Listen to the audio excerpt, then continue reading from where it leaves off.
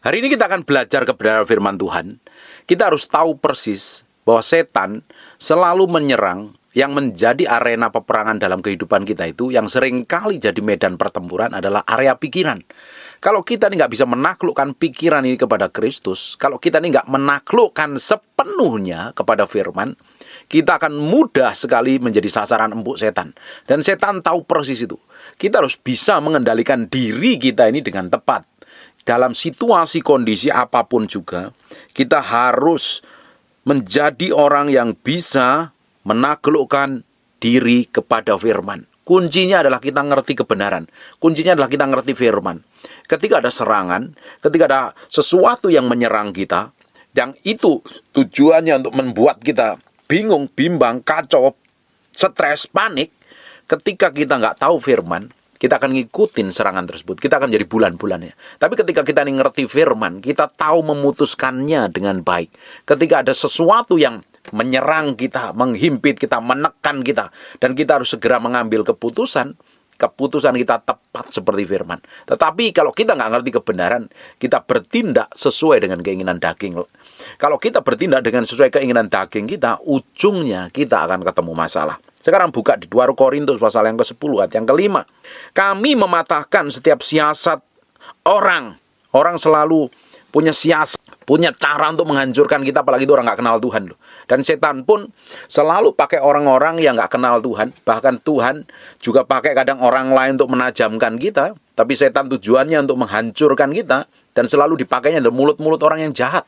Kalau Tuhan bentuk kita selalu pakai orang.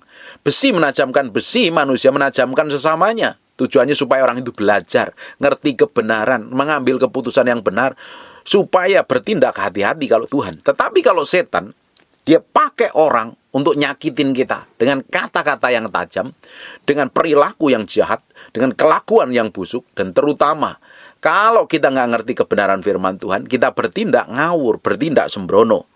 Kami mematahkan setiap siasat orang dan merubuhkan setiap kubu yang dibangun oleh keangkuhan manusia untuk mengenal pengenalan akan Allah. Karena kami menawan segala pikiran dan menaklukkannya kepada Kristus. Peperangan yang paling sering kali terjadi adalah di dalam pikiran kita. Pikiran kita harus kita taklukkan, harus kita tundukkan di dalam Kristus. Pikiran ini harus sejalan dengan firman. Bapak Ibu, kita harus ngerti firman, ngerti kebenaran, merenungkan firman. Kalau tidak, hidup kita akan babak belur, jadi bulan-bulanannya setan. Karena setan tahu persis kalau pikiran orang Kristen yang nggak sesuai firman akan mudah diserang. Berapa banyak kita dengar perkataan orang lain, akhirnya kita kepikiran. Kita diperlakukan buruk orang lain, akhirnya kepikiran. Kita menerima sikap orang lain yang nggak pantas memperlakukan hidup kita, akhirnya kita kepikiran. Kita kepikiran terus. Kalau kita nggak bisa kendalikan, akhirnya kita kesal, kita marah, kita jengkel, kita benci. Ujungnya akan menghancurkan seluruh rencana Tuhan dalam kehidupan kita. Kita harus tahu, pikiranmu adalah tempat peperangan yang seringkali terjadi. Lewat ide, lewat gagasan, lewat siasat, lewat pemikiran, nasihat, atau apapun yang tidak sesuai dengan firman, tolak. Jangan diterima, jangan direnungkan, jangan direnungkan sama sekali. Kalau engkau merenungkan perkataan yang nggak benar, ucapan yang nggak benar, kata-kata yang tidak benar, perlakuan orang yang nggak benar, ujungnya kamu akan sakit hati, marah, jengkel, dan kecewa. Karena di dalam diri kita ini selalu ada hal yang berjuang. Satu mau ngikutin Tuhan, satu lagi mau ngikutin daging. Nah, kalau kita mau hidup dipimpin oleh Tuhan, kalau kita mau hidup dipimpin oleh Roh Kudus, kita harus menaklukkan pikiran kita kepada Kristus, kepada kebenaran firman Tuhan. Kalau tidak, ini pikiran akan ngikutin dengan cara dunia. Di Roma 7 ayat 23, perhatikan baik-baik. Tetapi di dalam anggota-anggota tubuhku, aku melihat hukum lain yang berjuang melawan hukum akal budiku, dan membuat aku menjadi tawanan hukum dosa yang ada di dalam anggota-anggota tubuhku. Di dalam diri kita ini, setiap kita ngadepin masalah, kita menghadapi masalah yang nggak enak, ada sesuatu yang berjuang di dalam diri kita ini. Kita mau memilih yang benar atau kita memilih yang sesuai dengan firman Tuhan. Ketika kita diperlakukan buruk orang lain, kita selalu diperhadapkan dengan dua pilihan. Kita bisa marah, maki-maki balik, nyerang balik, ngerendahin, dan lain sebagainya. Atau kita melepaskan pengampunan. Itu bagian yang di dalam kita ini setiap hari ada yang berjuang. Nah, kita kalau tidak menaklukkan yang di pikiran ini, kita akan terima semua perkataan buruk orang lain, sikap orang lain, tindakan orang lain yang tidak benar, yang nggak sesuai dengan firman Tuhan, kita terima terus. Kita terima. Bahkan kita dengar media sosial pun, banyak media sosial yang berbicara bukan dengan firman Tuhan, bukan kebenaran. Isinya dengan ketakutan. Hati-hati. Semua yang bukan dari Tuhan selalu membuat orang itu ketakutan, membuat orang itu stres, membuat itu cemas, membuat itu bingung, membuat itu nggak punya pengharapan, dikuasai dengan ide dan pikiran orang lain. Tujuannya itu menyesatkan orang. Itu bukan dari Tuhan. Yang dari Tuhan selalu mendatangkan damai sejahtera, memberikan pengharapan. Karena roh yang di dalam kita tidak akan memberikan kepada kita roh yang membawa kita ke dalam ketakutan, tapi roh yang memberikan kita keperkasaan, memberikan roh damai, sejahtera, dan ketenangan. Semua berita yang bukan dari Tuhan, tinggalkan. Semua kabar yang tidak sesuai dengan firman Tuhan, tinggalkan. Bahkan setiap ucapan orang yang tidak sesuai dengan firman, tolak. Kita mau belajar menaklukkan pikiran ini kepada firman. Kita harus latih begitu rupa, pikiran itu harus sejalan dengan firman. Tindakan kita harus sejalan dengan firman. Kalau tidak, kita akan terus mengalami kekalahan, kita akan terus terbelenggu di dalamnya. Berapa banyak orang yang pernah disakitin di masa lalu dan belum bisa melepaskan pengampunan. Dia selalu kepikiran terus. Ujungnya apa? Hancur hidupnya. Ujungnya apa? Ngalami problem terus. Akhirnya apa? Nggak terbelenggu dengan pikiran-pikiran yang selalu memikirkan perlakuan orang lain nggak sesuai dengan dia mau, perlakuan orang lain nggak adil, perlakuan orang lain yang menyenangkan. Kalau itu kita nggak menang di area ini, kita akan menjadi orang yang bermasalah terus. Makanya kita harus diperbarui hari demi hari. Di Efesus 4 ayat yang ke-23, supaya kamu dibarui di dalam roh dan pikiranmu. Setelah kita lahir baru, namanya aja baru lahir, kondisi kita masih bayi rohani. Nah, itu perlu dikasih makan. Waktu kita memberi makan manusia roh dengan firman, dengan pengajaran yang sesuai firman yang murni, kita bangun keintiman dengan Tuhan, itu semua akan membuat kita itu semakin bertumbuh. Nah, pendewasaannya selalu lewat proses. Nah, proses itu selalu diizinkan Tuhan melalui kehidupan kita, dengan keadaan-keadaan yang terjadi dalam kehidupan kita. Nah, sewaktu kita menjalani proses ini, waktu proses bertumbuh ini, nggak ada orang langsung dewasa rohani, itu nggak ada. Semuanya by proses. Saya pun by proses bertahun-tahun. Bertahun-tahun, semakin hari semakin dewasa. Dulu saya pikir setelah kita ditumpangi tangan, ditabiskan jadi hamba Tuhan, setelah lulus sekolah, belajar ini dan itu, saya pikir saya sudah dewasa rohani. Ternyata belum sama sekali. Itu by proses loh, hari demi hari. Nah, perjalanan kedewasaan ini melalui segala sesuatu yang kita alami setiap hari bersama Tuhan. Perjalanan kita dengan Tuhan setiap hari bergantung sepenuhnya. Hati kita nempel sama Tuhan, pikiran kita selaras dengan firman ini, tambah hari tambah membuat kita dewasa. Nah, firman ini selalu memperbaharui pikiran kita, cara pandang kita. Makanya perlu ngerti kebenaran. Bapak Ibu, kalau engkau sedang bingung, stres, nggak tahu jalan keluarnya, cari segala sesuatu yang harus kita putuskan, kita ambil keputusan, harus sesuai dengan firman Tuhan. Kalau Bapak Ibu nggak ngerti, temuin hamba Tuhan, minta nasihat, supaya ngerti. Makanya setiap orang Kristen harus memiliki hubungan pribadi dengan Tuhan, bergaul dengan firman setiap hari. Itu yang membuat mata hati kita itu dibukakan. Karena kebenaran-kebenaran yang kamu ketahui, kebenaran itu akan memerdekakan kamu. Di Yohanes 8 ayat 32. Kita ngerti kebenaran akan memerdekakan kita dari pola pikir yang salah, cara pandang yang salah. Semakin hari, semakin kita diperbarui firman, manusia roh kita itu bertumbuh. Semakin hari semakin dewasa, cara pandang kita sesuai dengan firman. Kalau tidak, hidup kita akan selalu ketemu masalah, ketemu problem. Dan ujungnya nggak capai destinasi Tuhan. Berapa banyak orang Kristen yang sudah ngakunya Kristen, selalu kalau ada orang menjelekkan, ngata-ngatain, selalu kepikiran. Kalau kita ini masih kepikiran dengan perkataan buruk orang lain, artinya kita belum sepenuhnya dewasa di dalam Kristus. Orang yang dewasa di dalam Kristus dan mati terhadap dirinya sendiri, dia nggak terlalu pusing loh kata orang. Selama dia hidup benar sama Tuhan, jalan terus loh. Orang boleh ngomong apa saja, orang ngomong gratis kok. Tapi kalau ngomong itu buruk, nggak usah dipikirin. Kita mikirin apa yang sesuai dengan janji Tuhan. Tergantung mulai hari ini, kamu isi apa pikiranmu. Isi kebenaran atau isi hal yang busuk.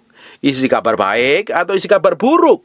Itu akan mempengaruhi cara pandang kita, cara melihat kita. Nah, kalau kita ini mau tumbuh dewasa di dalam Kristus, semakin hari semakin diubahkan hidup kita ini, diperbarui dengan firman. Semua yang benar, semua yang suci, yang wajib dengar sebut puji, disebut kebaikan itu harus kita pikirkan. Ini dasarnya dulu nih.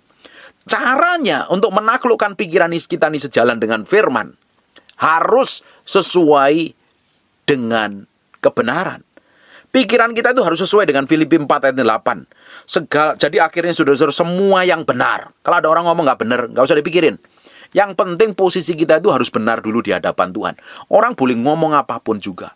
Orang boleh fitnah, orang boleh bertuduh, orang boleh melakukan buruk. Kalau posisi kita benar di hadapan Tuhan, kita diam saja. Tuhan yang akan bela. Nggak usah kita membenarkan diri. Makanya kita harus semakin hari semakin dewasa ini. Untuk kita bisa tenang menghadapi semua perkataan-perkataan buruk. Ya, kita harus dewasa di dalam Kristus. Kalau engkau masih bayi rohani, ya engkau masih terpengaruh. Kalau engkau masih terpengaruh, masih emosian, masih gampang marah, masih tersinggung dengan perkataan orang, artinya engkau masih perlu banyak belajar bertumbuh di dalam Kristus. Kita mau dengar semua yang benar saja. Semua yang benar. Semua yang nggak benar nggak usah didengerin. Berita hoax, berita buruk, berita gosip, sekalipun itu berita benar tentang orang lain yang sedang hidupnya kacau, nggak perlu kita pikir, nggak perlu kita renungkan. Yang perlu kita pikirkan adalah berita yang benar. Yang benar apa? Sesuai dengan firman Tuhan, sesuai dengan janji Tuhan. Ini harus selaras dulu nih pola pikir kita. Kalau tidak, kita nggak akan mengalami kemenangan. Selalu gagal diserang setan, selalu jatuh dengan intimidasi setan. Kita selalu kemakan dengan berita buruk. Dan ujungnya tindakan kita akan tambah buruk. Semua yang benar, semua yang mulia. Yang mulia siapa? Tuhan. Yang lain nggak mulia. Sang Kudus siapa? Tuhan. Yang kita harus pikirkan itu Tuhan. Semua yang adil. Kalau nggak adil nggak usah dipikirin. Semua yang suci, semua yang manis, semua yang sedap didengar. Semua yang disebut kebajikan dan patut dipuji. Pikirkanlah semuanya itu. Pikiran kita itu harus terbiasa memikirkan yang baik, yang suci, yang sedap didengar, yang patut dipuji. Kalau tidak, kita akan selalu memikirkan yang jelek.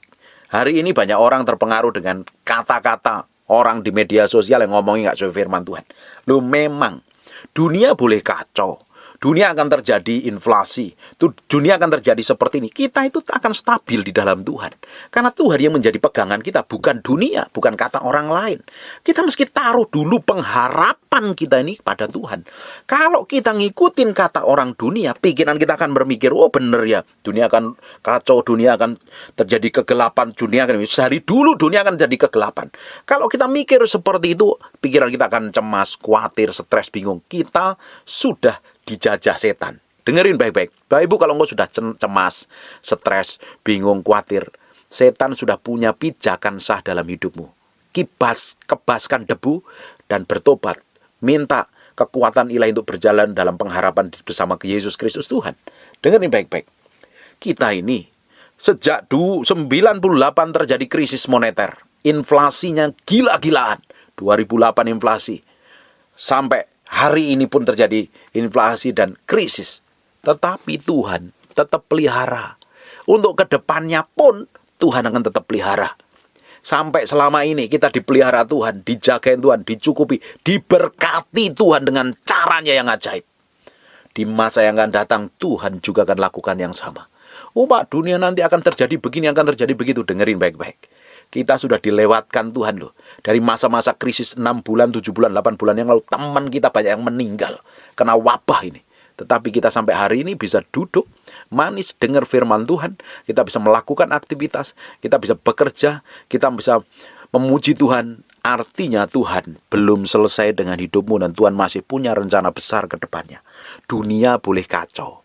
Orang nggak kenal Tuhan boleh cemas bingung. Tetapi kita ini punya Yesus, punya Tuhan pencipta langit dan bumi. yang memegang seluruh kendali kehidupan.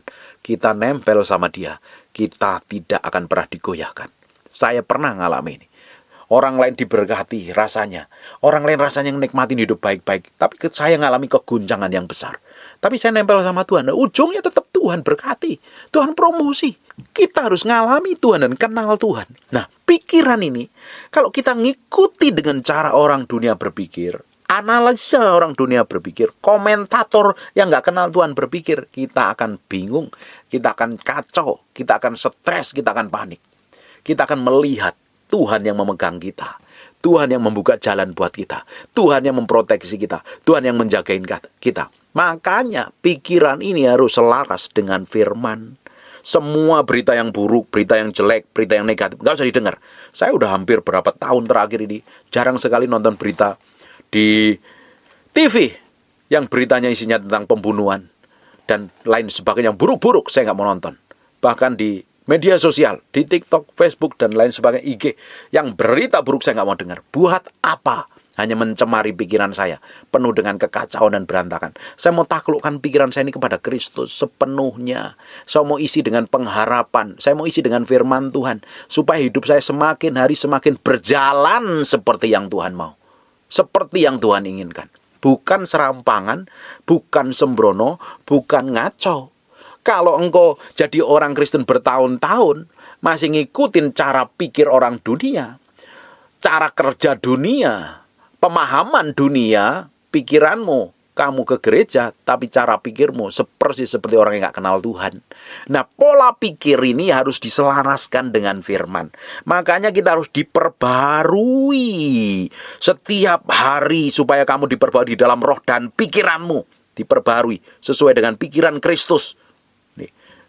Perhatikan ayat 2 Korintus 10 ayat yang kelima. Kami mematahkan setiap siasat orang dan merubuhkan setiap kubu yang dibangun oleh keangkuhan manusia. Untuk menentang pengenalan akan Allah, kami menawan segala pikiran dan menaklukkannya kepada Kristus. Menawan segala pikiran dan menaklukkannya kepada Kristus. Ini dibutuhkan pikul salib, sanggal diri, mati daging. Hidup dalam ketaatan, hidup dalam disiplin dengan Tuhan. Kalau engkau nggak disiplin sama Tuhan, hidupmu akan terus babak belur, kacau dan berantakan. Sekarang buka di Filipi 2 ayat yang kelima. Hendaklah kamu dalam hidupmu bersama menaruh pikiran dan perasaan yang terdapat juga dalam Kristus. Kita harus berpikir seperti Yesus berpikir. Kita harus bertindak seperti Yesus bertindak. Kita harus memiliki perasaannya Yesus Kristus sendiri. Dari perasaan Yesus seperti apa? Kalau kita ngerti firman, keputusan yang kita ambil harus sesuai dengan firman. Kalau tidak sesuai firman, jangan dilakukan. Kalau menentang kebenaran, jangan dilakukan. Semua yang bertentangan dengan firman, yang melawan firman, ujungnya terjadi pelanggaran. Dan pelanggaran adalah terhadap firman Tuhan adalah dosa. Dosa adalah pelanggaran terhadap hukum Allah.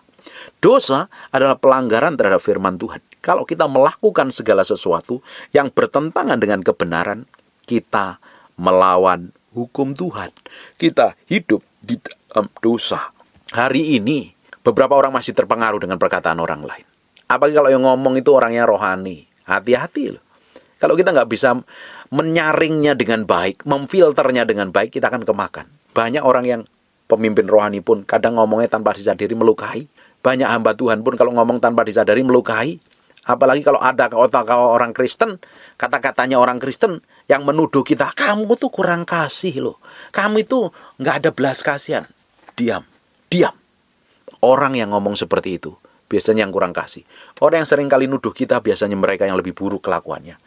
Pastikan posisi kita ini benar di hadapan Tuhan. Kalau posisi kita benar di hadapan Tuhan, orang boleh ngomong apa saja tentang kita, jelekin apa saja tentang kita. Kita adalah orang yang diurapin Tuhan. Kita nggak perlu klarifikasi, kita nggak perlu membenarkan diri. Kita cukup diam dalam hadiratnya. Tuhan sendiri akan campur tangan, Tuhan sendiri akan lakukan pembelaan. Nah, kita belajar bersikap benar, menaklukkan pikiran kita bersama dengan Kristus. Pikiran kita sejalan dengan Kristus. Banyak orang begini. Ketika ada orang memperlakukan buruk dengan dia, atau yang terbiasa seringkali omongnya nyinggung, sikapnya menyakiti. Kalau hati kita ini nggak benar, pikiran kita nggak benar, kita akan coba marah dan balas balik. Kalau kita balas balik, kamu nggak dapat pembelaan Tuhan, karena kamu udah membela dirimu sendiri. Kita harus menaklukkan pikiran kita, kemauan kita, kehendak kita ini sepenuhnya kepada Tuhan. Kalau tidak, kita akan kacau. Kita akan terus nggak bisa mengalami kemenangan. Emosi kita nggak akan dewasa terus. Berapa banyak orang dikontrol, dikendalikan oleh emosinya. Kenapa? Dia nggak bisa menaklukkan pikirannya kepada Kristus. Dia ngikutin apa kata pikirannya yang tidak sejalan dengan Tuhan. Karena pikiran kita selalu ada dua hal yang bertentangan. Kita melakukan firman, atau kita melakukan kebodohan dan kesalahan. Kita mau marah, atau kita mau tenang, rileks, enjoy, dan santai. Kita mau menjadi orang yang sabar, atau kita menjadi orang yang pemarah. Selalu kita tiap hari diperhadapkan dengan dua pilihan. Yang sesuai dengan firman Tuhan atau yang tidak. Terus kita harus memilih dengan banyak keputusan-keputusan yang kita ambil. Kalau kita ini nggak dewasa di dalam Kristus, keputusan kita nggak akan sesuai firman. Kalau keputusan kita nggak sesuai firman, kamu ketemu masalah. Kita hubungan suami istrinya. Kalau kita ini nggak bisa menaklukkan pikiran ini kepada Kristus, ketika salah satu pasanganmu teriak-teriak dengan nada tinggi, kamu juga ikut teriak dengan nada tinggi. Tetapi kalau kamu bisa menaklukkannya kepada Kristus, kamu bisa senyum, enjoy, dan rileks loh. Tenang. Orang yang seperti itu tuh sudah menaklukkan dirinya sendiri kepada Kristus. Kalau kita ini masih suka histeris, suka panik, suka jerat-jerit, minta tolong pada hamba Tuhan, itu artinya kamu belum sepenuhnya dewasa di dalam Tuhan. Kita semuanya memang masih dalam proses, baik proses, tapi jangan menjadi anak-anak terus, jangan menjadi tidak dewasa terus. Harusnya semua kejadian yang kita alami, semua perlakuan orang lain yang buruk terjadi di atas hidup kita, kejadian-kejadian yang tidak mengenakkan dalam hidup kita, itu pelajaran berharga yang diizinkan Tuhan melalui hidup kita, supaya kita bisa bersikap seperti firman, bukan bertindak di luar kebenaran. Makanya dulu banyak orang Kristen kadang ya melakukan banyak aktivitas rohani, tapi pikirannya nggak ditundukkan kepada Kristus. Sehingga ketika dia menghadapi tekanan, dia marah, dia histeris, kelakuannya buruk, kata-katanya kotor, sikapnya bejat, dan lain sebagainya. Kita harus tahu persis.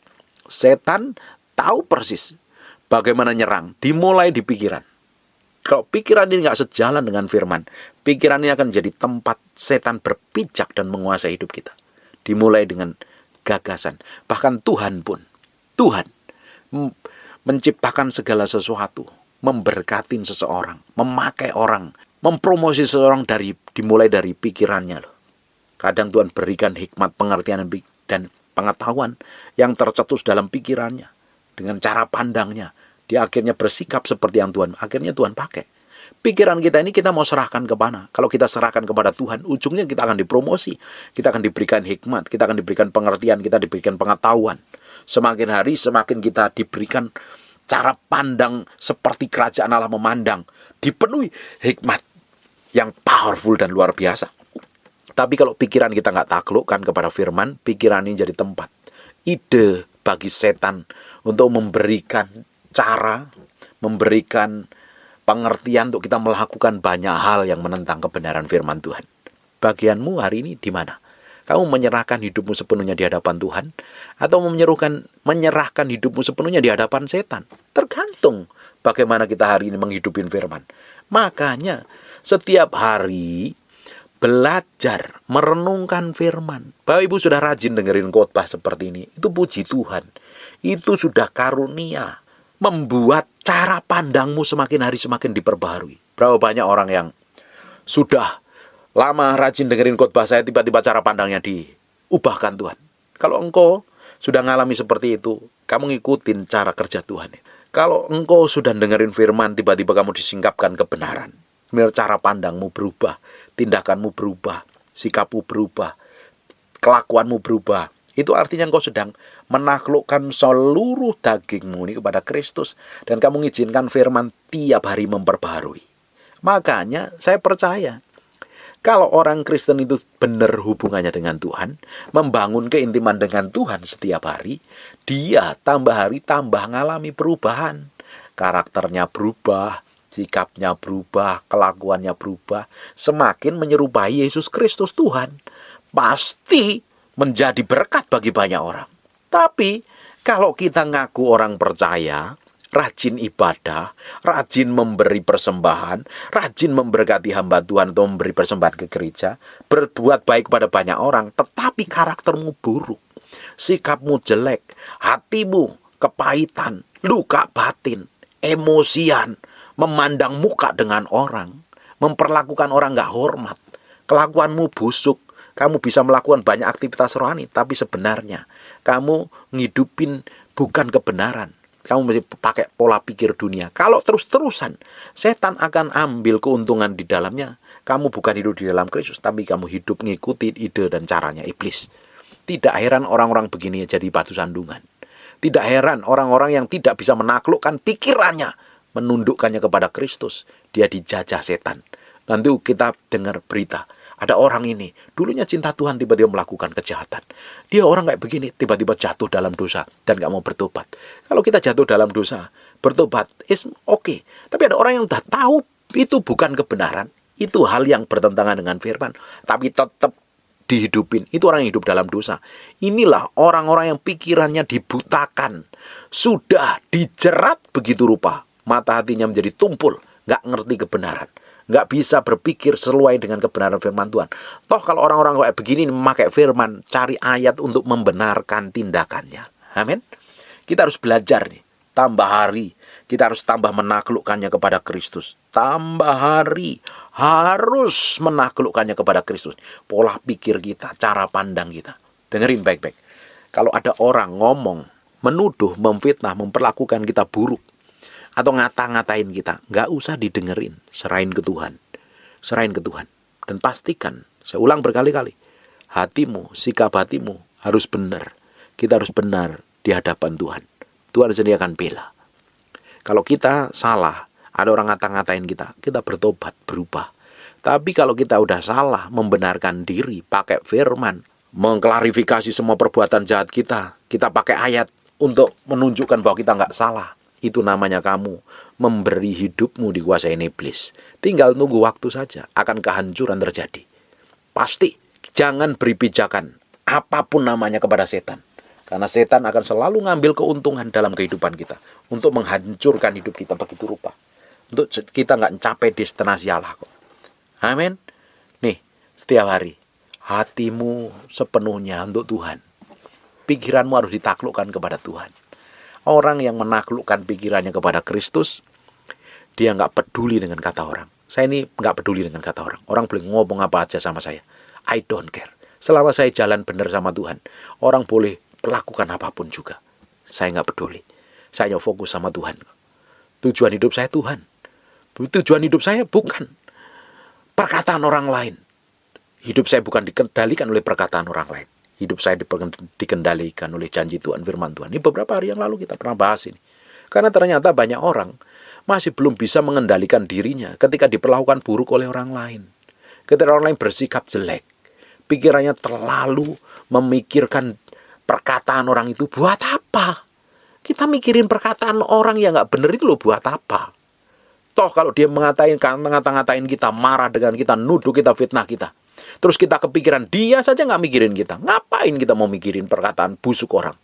Semua perkataan busuk, semua tindakan busuk, semua kelakuan busuk orang lain yang bersikap jahat sama hidup kita, nggak usah dipikirin. Kita mau berpikir segala sesuatu yang benar, yang patut dipuji, yang adil, yang mulia, yang suci, yang manis, yang sedap didengar itu harus kita pikirkan. Kita mulai menaklukkan itu kepada Kristus. Amin. Kita mau menjadi orang yang didapatin, hidup kita semakin hari semakin menjadi serupa dengan Tuhan. Semakin diubahkan, semakin diubahkan, semakin diubahkan. Kalau Bapak Ibu mesti tanya begini, Bapak pernah ngalami nggak diperlakukan buruk orang lain? Saya tuh sering ngalami perlakuan buruk orang lain. Diperlakukan buruk oleh netizen juga sering. Saya nggak peduli, kok dia nggak kenal saya.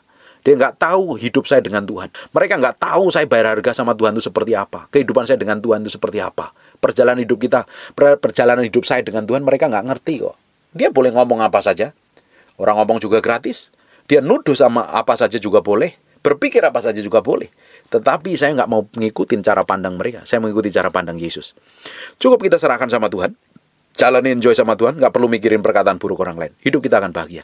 Kalau engkau ingin bahagia hidupmu hari ini, Kalau engkau pingin benar-benar hidupmu tuh merdeka, bebas, enjoy, relax, jangan pernah mikirin perkataan buruk orang lain yang ditujukan kepada hidupmu. Jangan pernah. Dan jangan mau dengar berita buruk. Berita buruk itu selalu ada. Kabar buruk itu selalu ada. Perkataan buruk itu selalu ada. Tapi tergantung bagaimana kita mengendalikan hati kita ini tepat di hadapan Tuhan. Kalau kita bisa mengendalikan hati kita ini tepat di hadapan Tuhan, kita bisa menaklukkan pikiran kita. Kita bisa memastikan semua tindakan kita, pikiran kita, apapun yang kita lakukan, sesuai seperti yang Tuhan mau, kita akan mengalami kemenangan. Kita akan mengalami terobosan. Hidup kita akan mengalami breakthrough. Kita akan mengalami banyak hal yang Tuhan siapkan dalam kehidupan kita. Janji Tuhan itu membawa kita ke dalam kemuliaan, membawa kita dalam kebesaran, membawa kita menggenapi rencananya. Tapi janji itu bisa dijegal setan lewat semua intimidasi, perlakuan buruk orang lain, sikap buruk orang lain yang nggak benar dalam kehidupan kita. Kalau kita nggak bisa menaklukkan pikiran kita, dan kita terbawa dengan kata-kata, ide, perlakuan buruk orang lain, banyak hal yang harusnya menjadi jatah hidup kita akan menikmatinya. Amin. Jadi orang lebih rileks. Taklukkan pikiranmu sepenuhnya kepada Kristus. Jalan terus sama Tuhan. Hidupmu semakin dewasa. Pikiran kita harus kita taklukkan sepenuhnya kepada Kristus. Sepenuhnya pikiran kita ini. Dan kita harus berpikir seperti Kristus berpikir. Kita harus bertindak seperti Kristus bertindak. Hidup kita akan memiliki dampak besar. Berapa banyak orang gak memiliki dampak selama ini? Hidupmu mungkin biasa-biasa saja dari tahun ke tahun. Gak ngalami perubahan, ya biasa saja asal menikmatin hidup cukuplah. Tapi gak memiliki dampak apa-apa. Keluargamu gak menikmati dampak hidupmu, gak punya otoritas, gak punya kuasa. Anak-anakmu juga sama, gak menikmatin Tuhan melalui hidupmu. Karena hidupmu biasa saja. Hidupmu gak ngikutin kebenaran firman Tuhan, makanya gak memiliki dampak. Semakin kita bisa menaklukkan diri kepada Kristus, Tuhan akan percayakan otoritas dan kuasa. Kalau kita menaklukkan diri kita kepada Tuhan, Tuhan akan berikan otoritas. Hanya orang yang tunduk kepada otoritas, orang itu akan diberikan otoritas. Kita pun kalau kita tunduk kepada Kristus, kita menaklukkan pikiran, perasaan, kemauan, dan kehendak kita kepada Tuhan, kita akan diberikan otoritas. Hidup kita akan memiliki dampak besar bagi banyak orang. Dan nama Tuhan akan dipermuliakan. Dengerin baik-baik. Pikiranmu adalah medan peperangan yang tiap hari terjadi.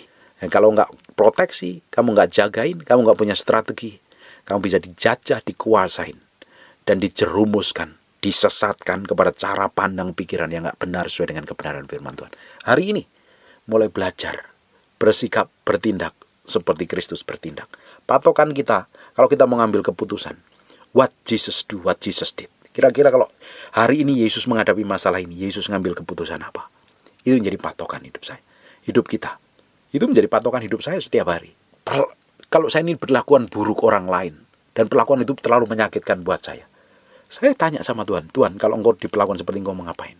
Saya mau bertindak seperti engkau mau. Aku gak mau mikirin perkataan orang. Aku gak mau mikirin sikap dan perbuatan orang lain yang jahat kepadaku. Aku mau mikirkan janjimu. Aku mau fokus kepada tujuanmu yang kau taruh dalam hidupku. Aku menikmatin banyak hal yang kau sudah janjikan. Aku mau terpengaruh oleh pikiran jahat, perlakuan jahat orang lain, sikap buruk orang lain. Aku mau fokus dengan engkau saja. Mencintaimu dan mengasihimu selamanya. Enjoy. Hidup saya bahagia. Hidup saya tenang. Amin.